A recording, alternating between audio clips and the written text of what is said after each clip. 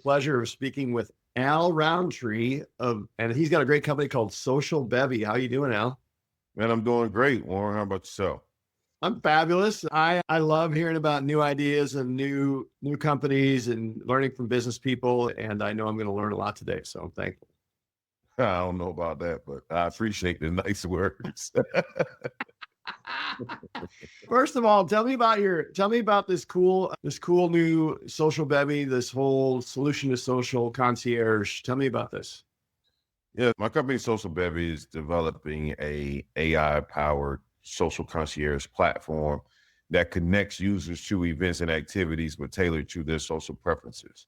It's like a match.com before your social life. The whole concept is that a lot of times people use multiple platforms and apps just to engage in one social activity. It doesn't matter if it's a family event, maybe they want to go to a game, maybe they a business networking event, or going out with their family and wife or whomever and going out with friends. And we thought that it'd be a great idea to simplify that for people, to make it easy to have a platform that knew what you like to do, where you like to go, the type of spaces you like to be in, the things that you're interested in socially, whether your makeup is having a family or whatnot. And so with that being said, we just found it that there wasn't a solution that provided that. So we created one with Social Bevy.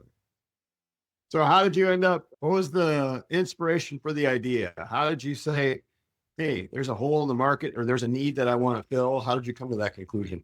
Yeah, man, as a former athlete and sometimes in the off season, I was tasked with planning activities for my family and for my friends or whatever. And a lot of times it was just so cumbersome because I had to go search different platforms or different places to go find something for us to do. And then if it required buying tickets or travel, I had to go to one platform to go buy a ticket, had to go to another one to book the travel, or then another one to book a hotel, and then another one to get a transportation. And so I just thought that, man, it'll be great if there was a tool that could seamlessly do that in a one-stop shop place. And there wasn't one. And so that's how I came to creating Social Bevy. I love it. Okay. So you mentioned being an athlete. The question I always love to ask is, how does your training or coaching and athletics, how does that transfer to business world? Oh man, well, one, I think the work ethics first, right? Like just being an athlete, being a pro athlete, you have to have a high level of work ethic in order to be successful, because everybody, when you get to a certain level, everybody's good. Everybody's fast. Everybody's quick.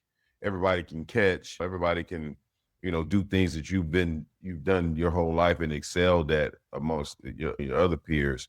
But when you reach to a pro level, you have to have this level of this respect or work ethic that is like unmatched, right? There's a difference between those who are average and good and those who are good and great.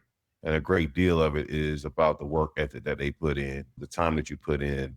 And that's one thing that I feel like I've transferred it over into my professional life and being an entrepreneur and that. And then the other thing that I also like to say that I try to lean on is just being an athlete, you have to be coachable.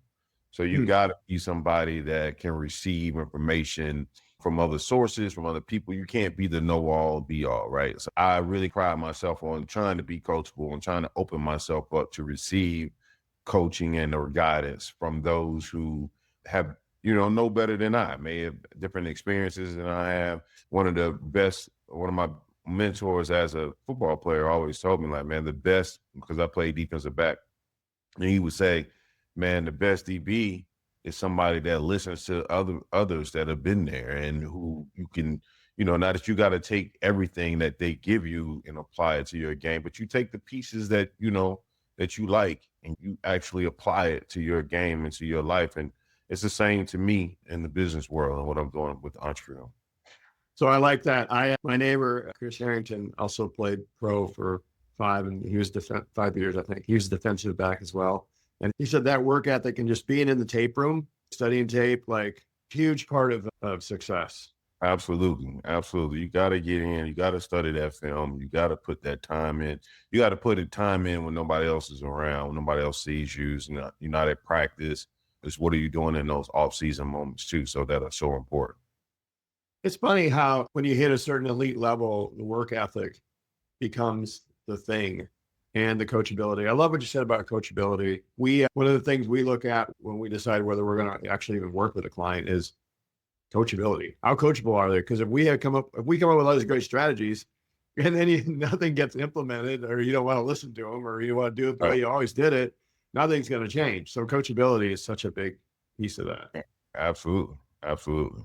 I also think coachability means humility, admitting that we don't know everything, and knowing that there are other people with some wisdom or perspective that we don't have.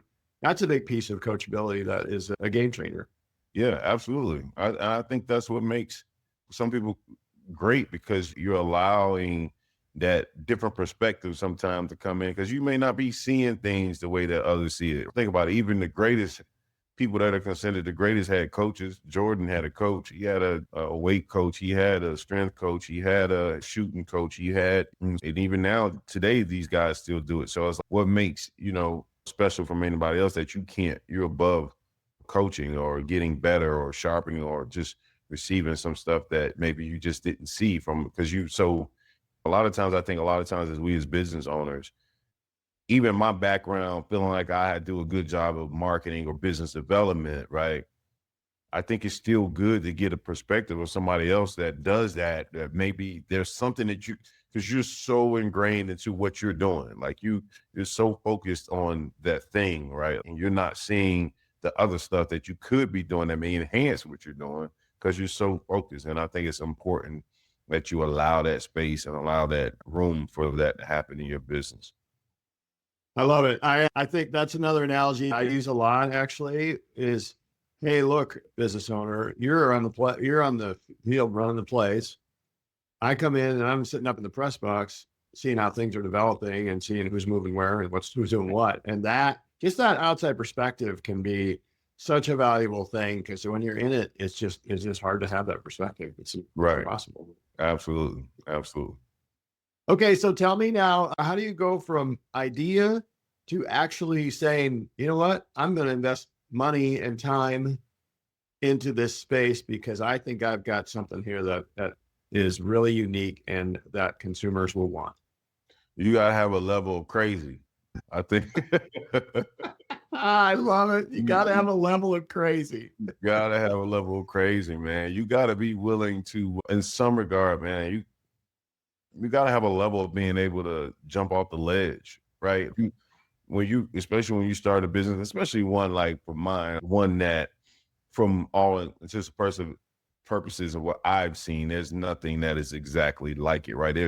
I know people always say there's somebody out there doing it, yes, but there's no prominent large brand that you could say, hey, your company is exactly like, it's a direct competitor to company A. Like, it's not like I'm creating a new Coke or Coke product or like a new soda. So then I could say, okay, I'm competing against Pepsi and Coke. No, it's not like that. Like so at some level, you got to have that. You got to have that thing that'll make you just the thing in you that you'll just jump. You'll bet on yourself and you'll bet on what you're doing. And for a lot of people, that's hard. That's a challenge in and of itself, just getting over that hump. And the crazy thing about me is I am a little crazy. I think I've always been, I don't know, man, I've always been, I don't gamble, but I will gamble on myself and I have an idea for something and my ambition because I know how hard I work and the work that I'll put into it. And I'm not ignorant that I won't receive or take in stuff from other people or resources, help, blah, blah, blah. I think that helps me, and that has helped me to grow in this space. And then not to say that it's been easy, right? Like it hasn't been the easy process at all, for real. You talk about a guy who's trying to develop an app but knows nothing about developing. But to get to a place finally where you learn and how to navigate the skills that I lack or what have you, and how you go about building this thing, man, it's been a journey for sure. It's been a journey for me. When I first started, I was just trying to figure out, put the idea together. Like what is the idea? What do you do? And then I started, okay, how do you even start the process of developing an app? What does that look like? When you're coming from that's not your world, that's not your lane, all of this stuff is foreign to you. It's like speaking a different language. right? So it's like that, but you get in and you learn and you adapt and you believe in what you're doing. You keep going, you keep growing. I think couple great takeaways there. I would love to ask a couple more questions on. Number one, like when it's really hard and arduous and you got naysayers and you run into all these kind of like bumps or somebody steals from you or whatever that looks like. How do you keep your mindset? Right. Oh man, I don't know that there's an exact science for that one, man. I would say there have been many times where I've wanted to give up. And I wanted to just say, you know what, man, just go be an employee and go live the normal life and live in that security of getting your biweekly check or whatever. Go do the thing and just leave us alone. But for some reason, for me, I've always, whenever I get into that space of something like that, based on what you're talking about, is one or two things. One, I'm either reminded of how good an idea that you have, or you get reminded of something that tells you to keep going, right? Something will happen and you be like, man, okay, good. Keep going. Don't stop. Just don't stop. When I feel like my back's against the wall and when I want to quit the most, that's when something happens that reminds you to just take that next step forward, right? And then when it relates to other people, sometimes I think that that's where the athlete in me steps up and the competitor, right? And it shows up and saying, I'm going to show you. I'm a competitor. I'm not going to let you or this thing defeat me. And I'm going to keep going if I got to crawl, right? Excuse me. And so I think having that level of tenacity is important. But then I understand it when it's tough, man. And I've wanted to give up like anybody else. Hell, I haven't completely made it yet, but I'm going to keep going. I think that's the one thing that people that have been involved with my business or myself or known about Social Bevy since I've started, the one thing they committed, man, you're unrelenting. I'm like, yeah, I'm not stopping this. I don't know when it's going to happen or how it's going to happen. I'm not worried about that. I just know that I'm not stopping. I love it. I love that you said, hey, I'm gamble, but I'll bet on myself. That's a real thing. And that fire in your gut to just go. And I believe in what I'm doing.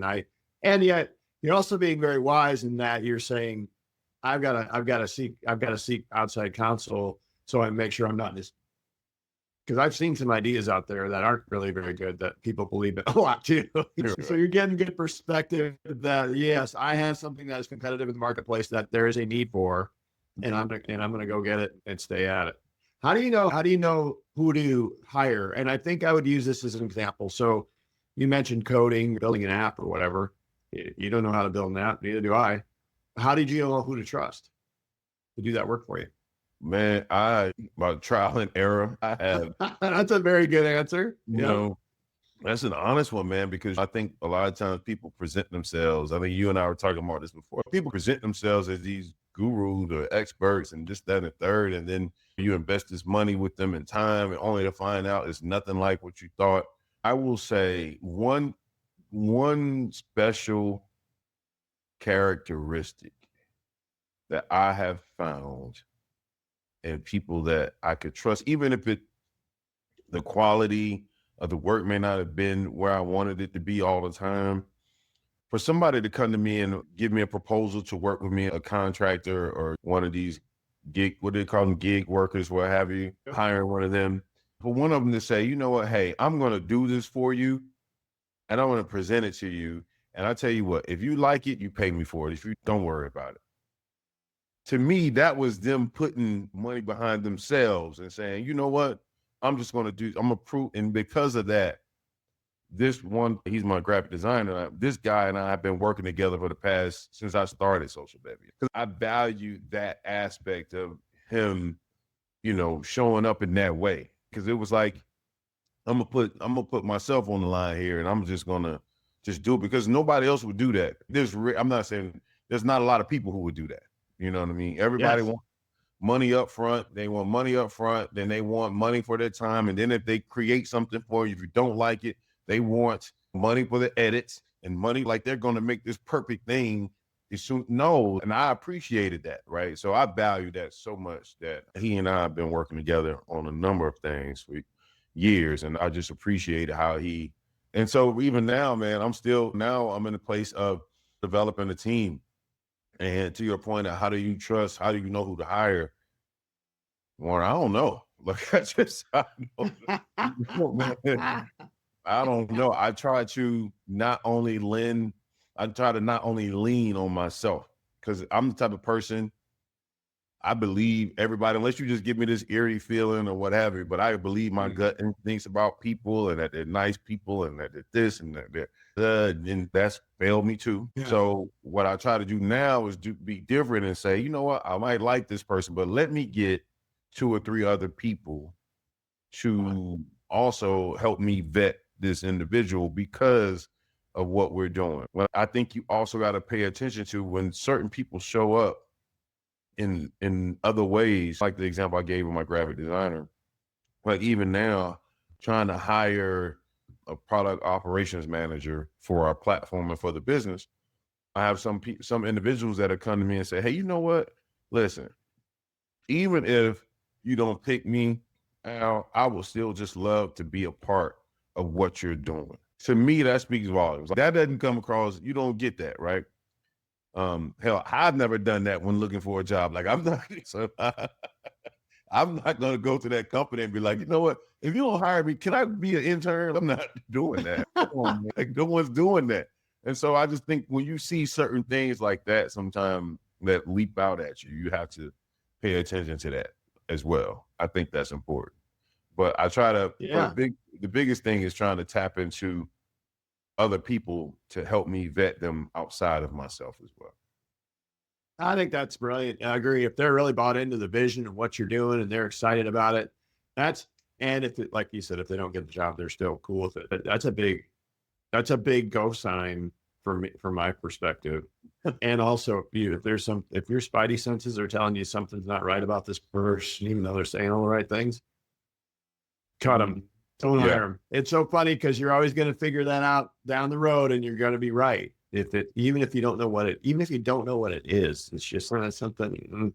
I had a guy, and like he said, he was really good. I was hired for a position when I was in Virginia. I was like a sales manager position, local sales manager. And this guy came in and he said all the right things and did all the right things and had the resume and everything. And he left, and I'm like, I think we went out for dinner. My wife, something's not right about this dude. It turned out he's basically a pathological liar.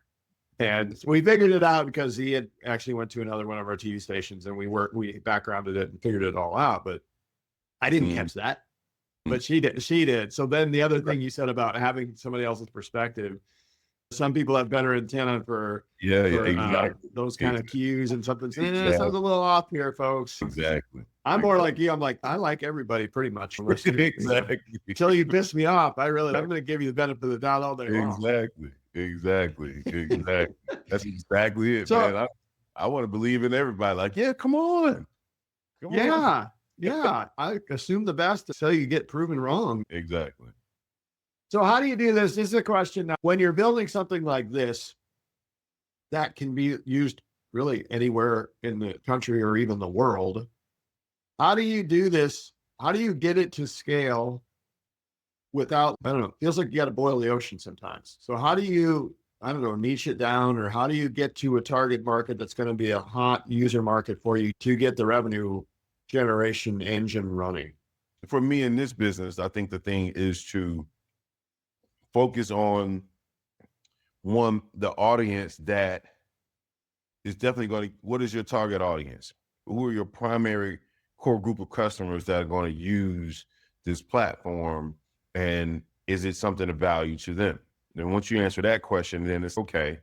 Then for that audience, what is it? How would it be of value to them? What is the stuff that's useful to them? So what I did was chose to scale it all the way down and develop this niche, if you will, to where we actually have a social audience, a social group of about 27,000 people who the community is all about eating and meeting and being social and that sort of thing, right? And so this group fits that dynamic of our core customer.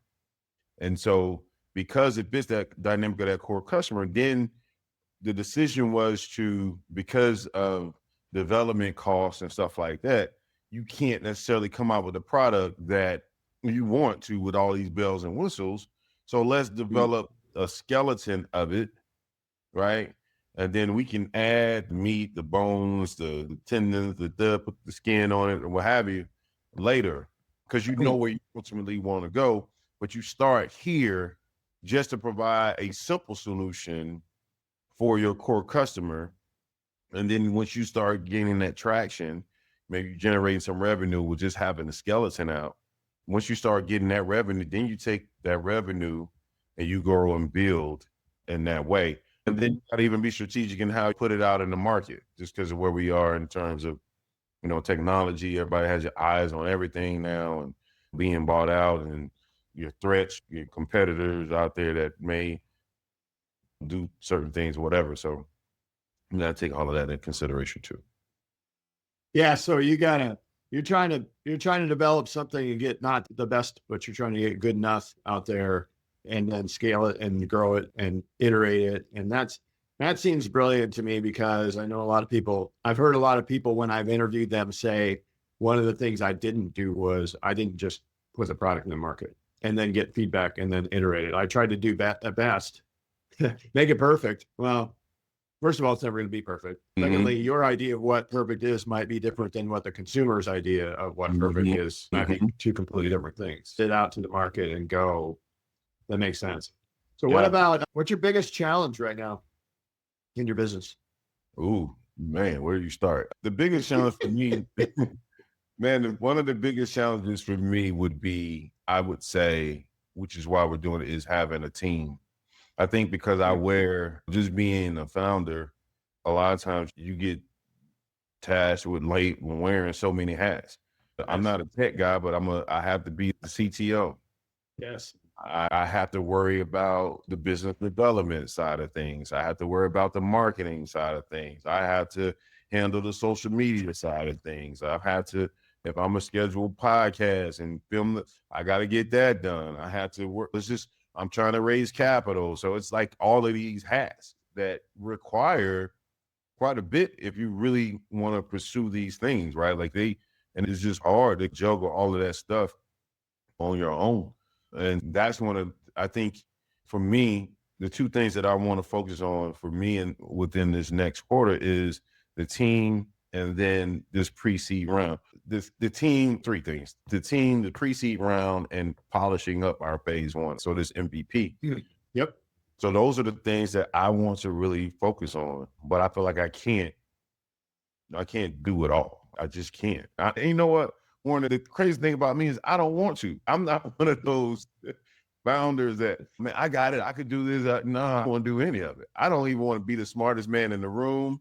I'd rather have geniuses that do these particular things, and we're working together because we got this vision and we're all on the same mission. And I'd rather have that than for me to have to. Yes. That's how I would really, if I had it my way, for sure.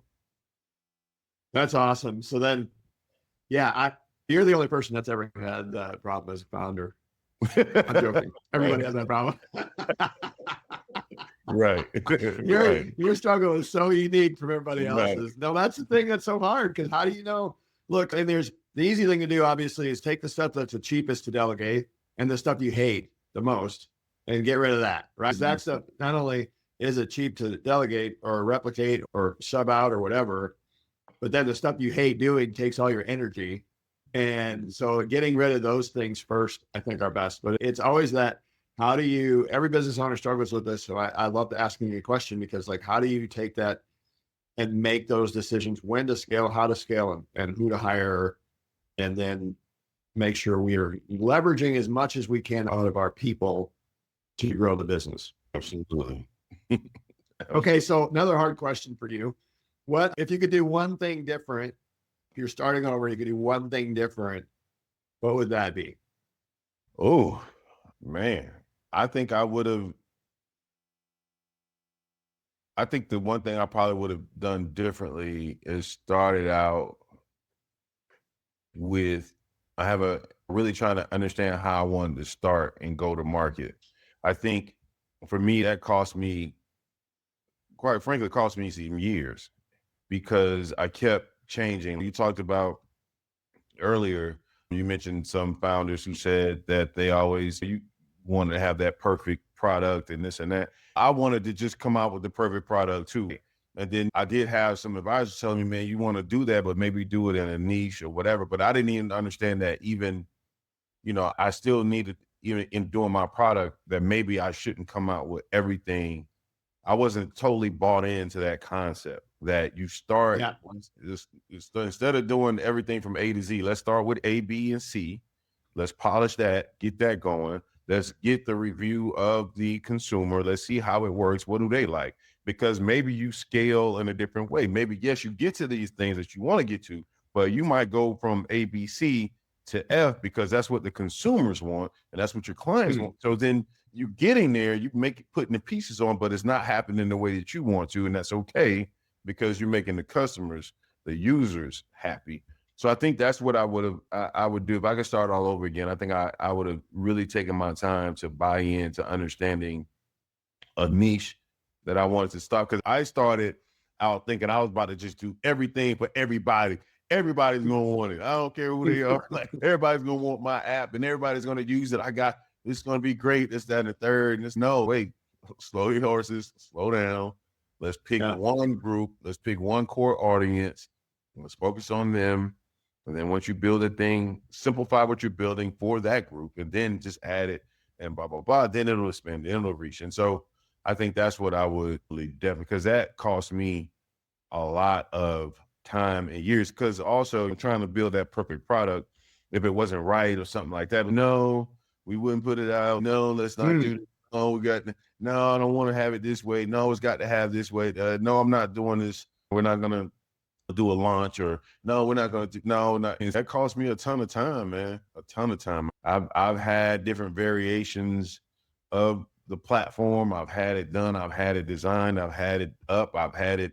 And I was just always hesitant to, for whatever reason, to go with it. And I never did. But I learned a lot from it too. But that's what I definitely would, that's what I would go back and change for sure. Well, that's brilliant. I appreciate you sharing that. It's so true. And it's hard to know when. You had mentioned earlier in a conversation about picking a really good, unique target or unique customer profile, zoning in and really trying to solve their problem, fulfill their need first, and then you can always go back to big. So that's really wise.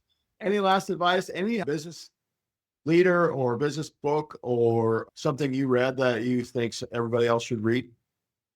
Man, depending on what they're doing, right now I'm reading Think and Grow Rich, because I feel like I need that level of thought and energy and manifestation that you're putting out, and just how you're approaching what you're doing, belief in yourself every single day and doing those things. That's important.